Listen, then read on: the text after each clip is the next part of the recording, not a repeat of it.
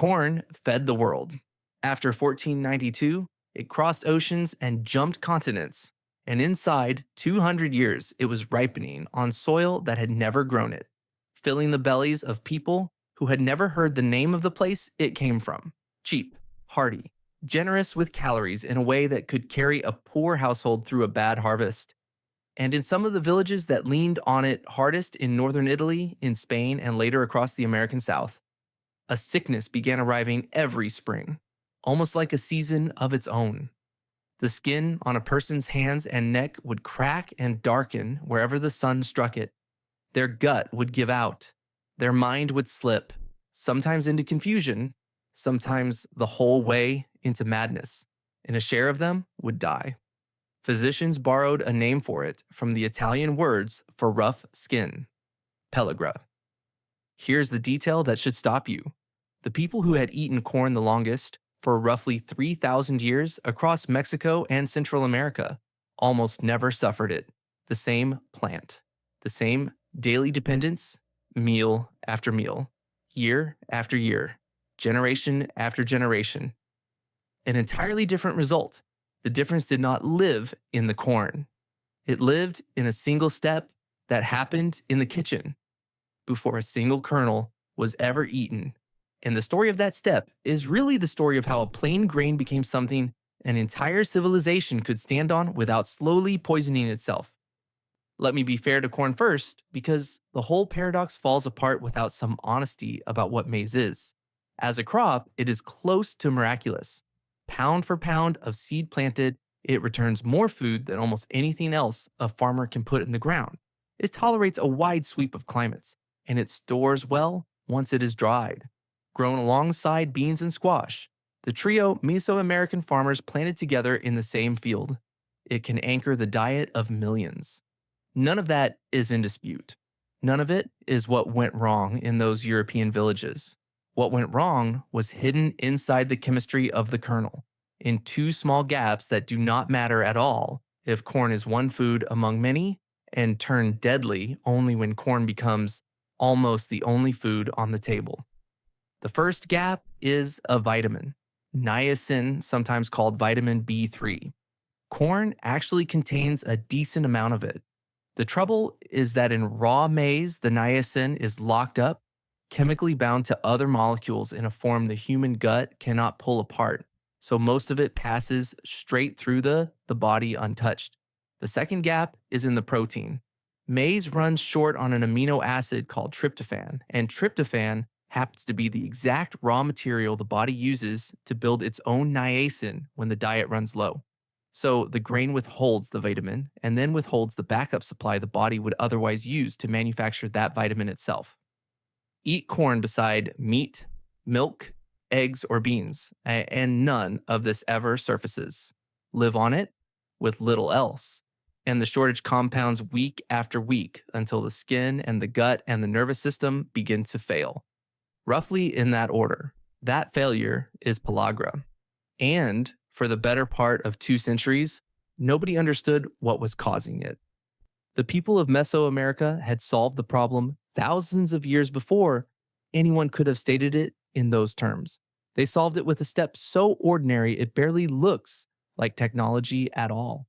They took the dried kernels and cooked and soaked them, not in plain water, but in water made alkaline, made the chemical opposite of acidic, usually with lime, the white caustic powder you get from burning limestone or shells, and sometimes with plain wood ash instead.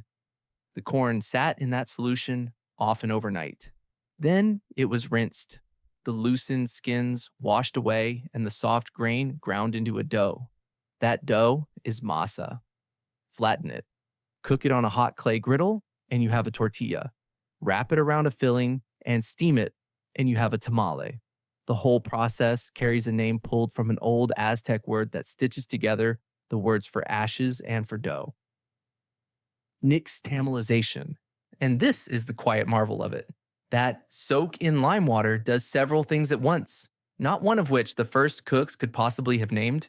It loosens the tough outer skin of each kernel so the corn grinds smooth instead of gritty, which is almost certainly the reason anyone started doing it in the first place. It deepens the flavor and the smell, that toasted aroma you already know from a fresh tortilla or a warm corn chip. It adds a dose of calcium straight from the lime. It even tames some of the toxic molds that can grow on stored corn.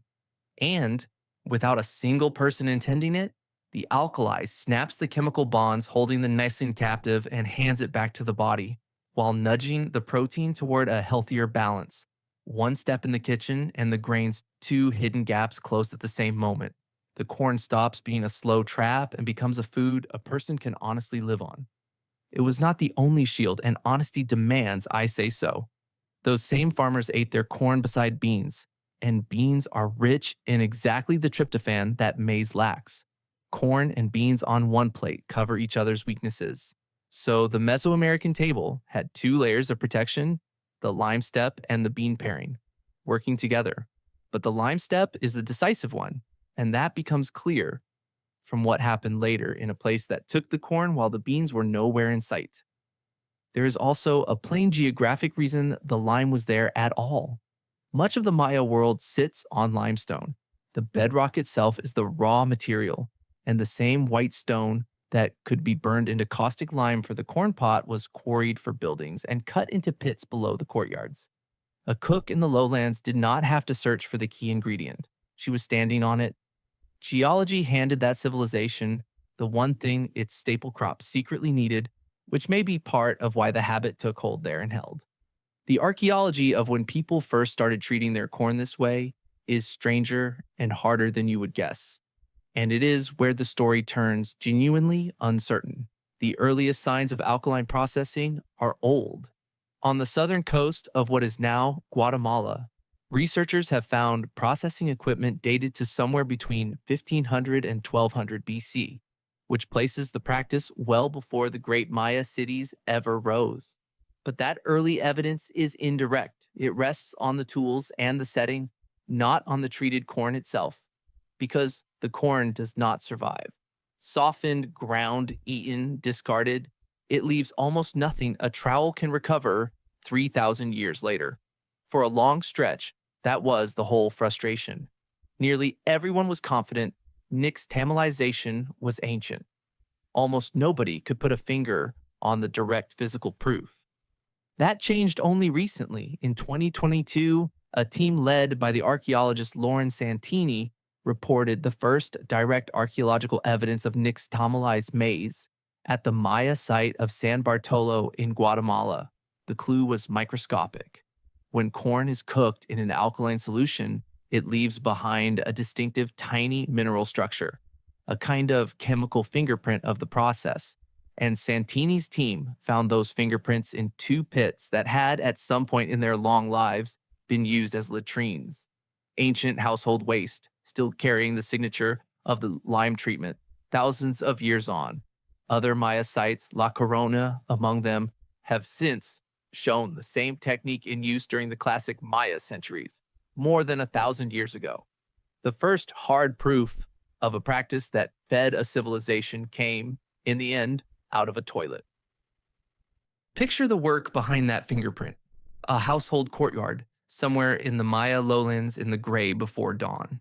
A pot of corn has sat all night in cloudy lime water, the kernels swollen and slick, their skins already sloughing loose.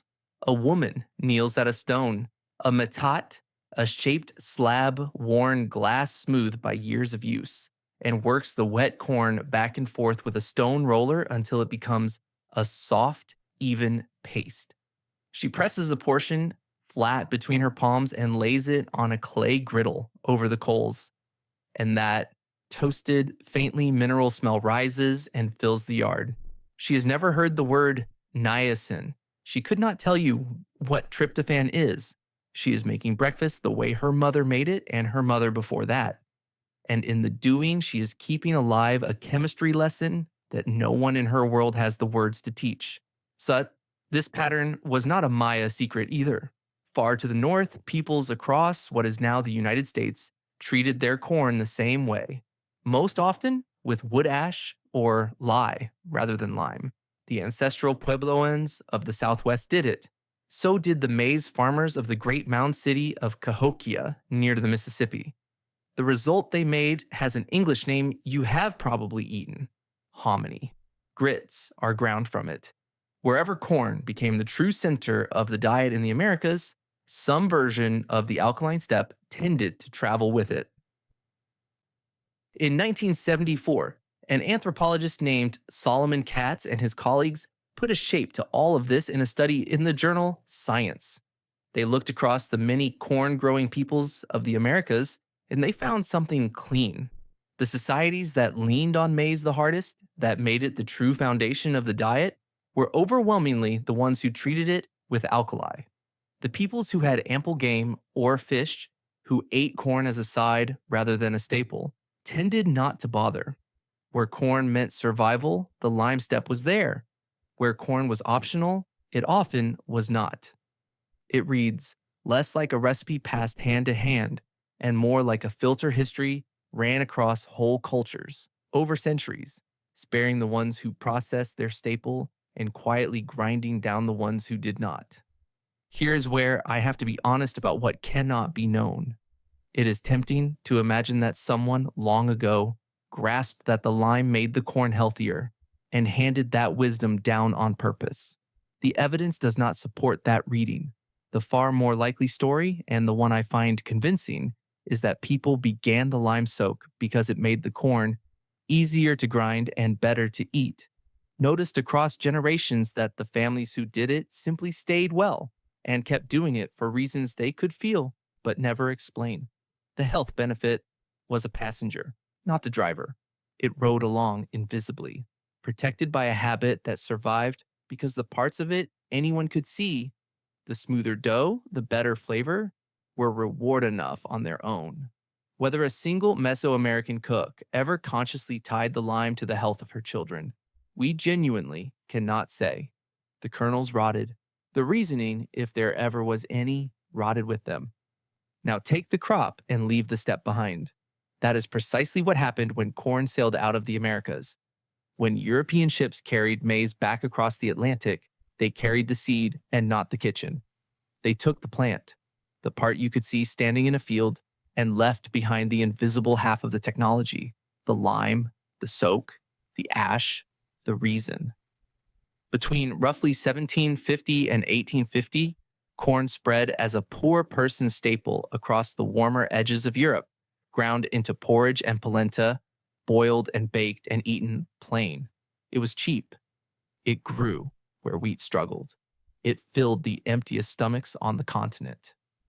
And it was eaten with no alkali at all by people who had little meat or milk to make up the difference. And more often than not, no beans on the plate either. The spring sickness followed close behind, year after year. Picture that household too, for contrast. A farmhouse in the Italian north, late winter, easing into spring. A pot of yellow cornmeal boiled into polenta sits at the center of the table, as it did yesterday and will tomorrow, because there is little else to put there. Morning, midday, night. Bread when there is any. And by the time the first warm sun returns, the skin on the father's forearms has begun to redden and split, and no one at that table has the faintest idea that the food keeping them alive is the same food taking them apart. A Spanish physician named Gaspar Casal described the disease back in the 1730s among peasants in the north of Spain who lived on corn and almost nothing else. He noticed a rash that wrapped the neck like a collar, and people in the region still call that ring of cracked skin by his name. Over the next century, the disease crept through the corn-eating poor of Italy, France, and beyond, always worst among those with the least on their plates. For most of that time, its cause stayed fiercely disputed.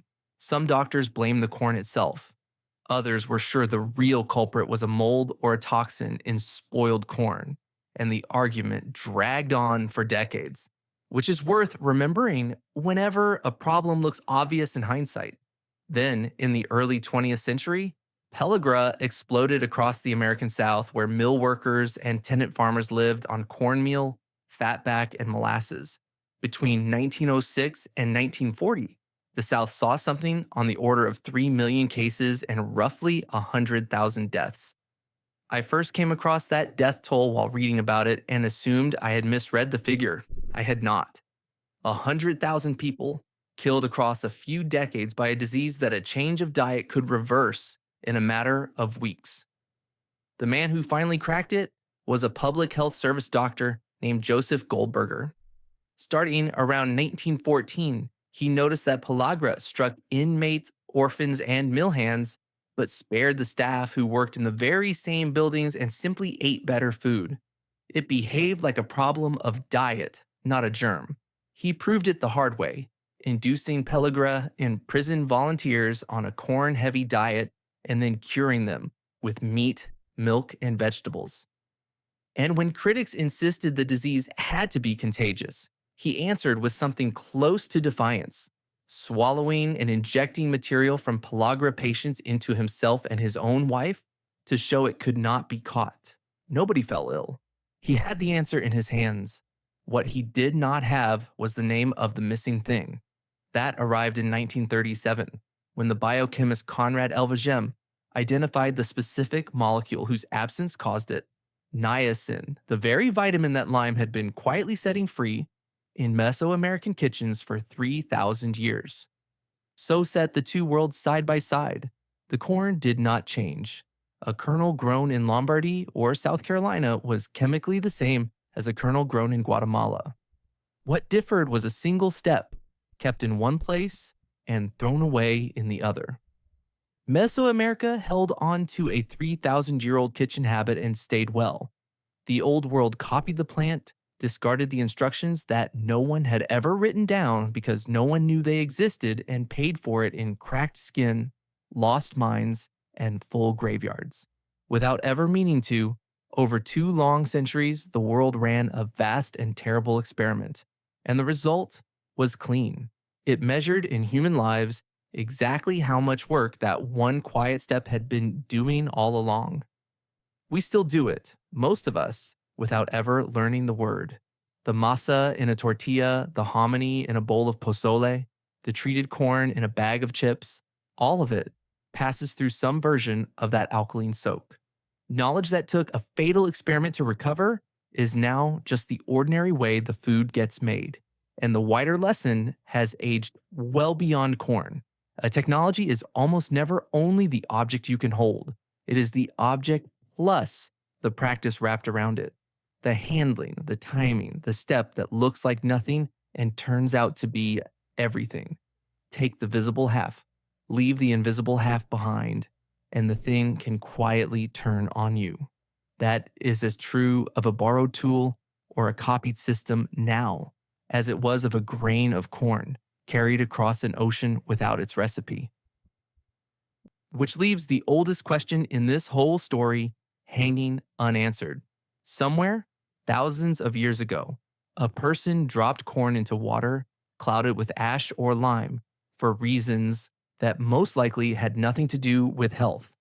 And something in that habit proved worth keeping long enough to carry a civilization safely past a disease it never knew it had escaped. Did any of them ever sense what the lime was truly doing? Or did the corn simply come out better and the people simply stay well and no one ever need to know why? The pits survive, the tools survive, the fingerprint sits there in the ancient waste, the thought does not. And I keep circling back to how much of what has kept people alive was done well before it was ever understood. The right habit held on to for entirely the wrong reason, working in the dark, waiting on a science that would arrive 3,000 years too late to take any of the credit.